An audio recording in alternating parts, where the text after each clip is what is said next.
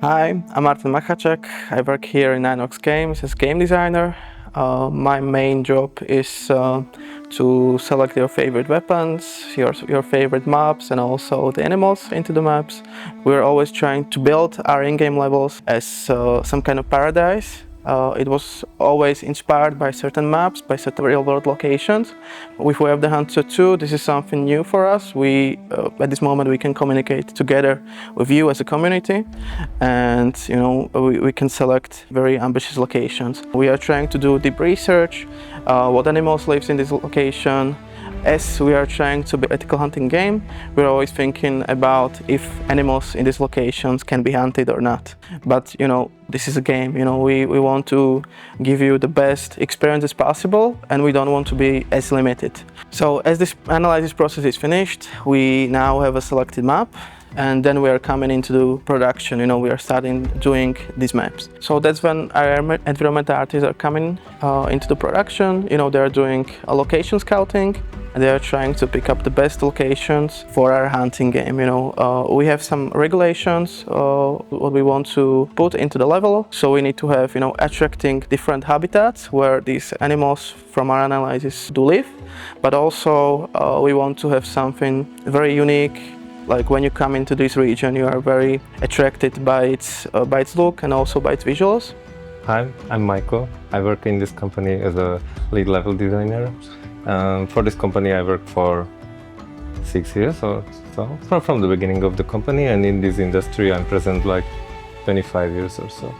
The creation of the map as a whole, beginning from the references to the very end of the project, is like 1 year. We usually take 1 year, starting from gathering references and deciding what kind of landscape, cooperating with the designers, what kind of habitats they want to use for the animal species which are used in the game. So after gathering the references, we decide exact locations. We usually use real-world locations as a source for landscape data, and we try to compose it to fit in designers' expectations.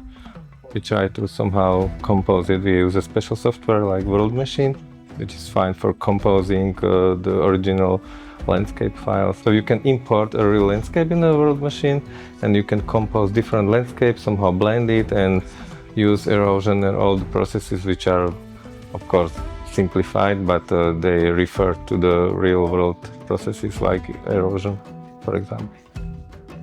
So this is very typical swampy area, which is very common for every species to come to the water, especially in Africa. You may think like this is not typical Africa, it is not, but this is what makes it unique. This is a very special environment. But still, there are some species you can hunt in such environment. So the experience for the player is mixed, I would say, because there are some typical African parts of the landscape, and some that are quite unique. So if it is completely okay to rely on generators in vast areas of the desert or savanna, but in special places, all the assets are handpicked. Like you can see the special palms and lights and many other things, parking places. Oh, this is quite misplaced. We currently know what we want to achieve with our game. We think we know your feedback and also what you want to see in the game, but we are always trying with each map to elevate the experience, to try something new. Yeah, so just write us your feedback, and we are always looking at it, on Discord, on Steam pages, but also on different platforms. So feel free to write us anything. We are always looking, and if your points are good, we will try to iterate it and do our next map better, or to iterate the maps we released before.